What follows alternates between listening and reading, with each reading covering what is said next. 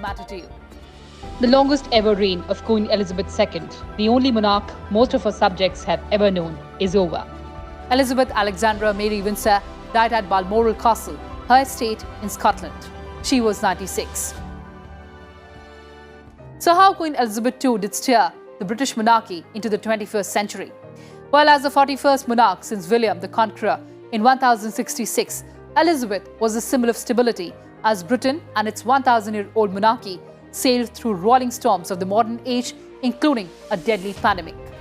She inherited a sun-never-sets empire, just starting to disintegrate, and then presided over its final collapse into a Commonwealth of nations.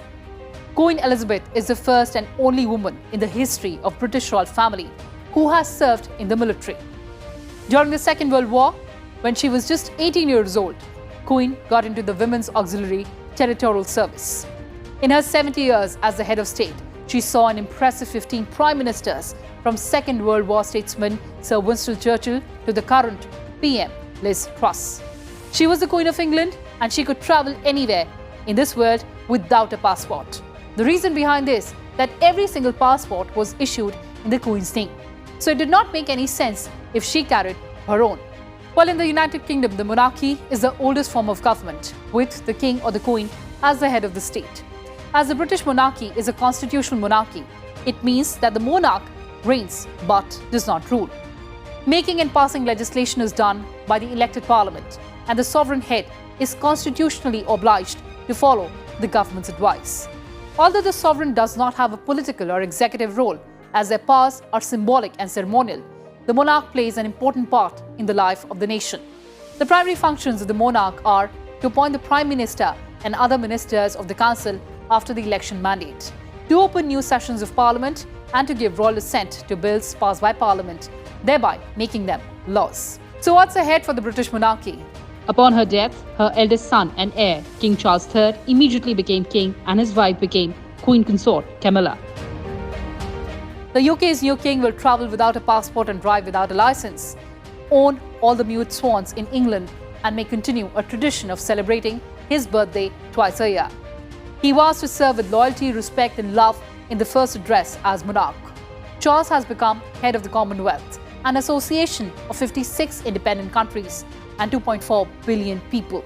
So what is the Commonwealth? Well, the Commonwealth is a voluntary association of countries around the world that were once part of the British Empire.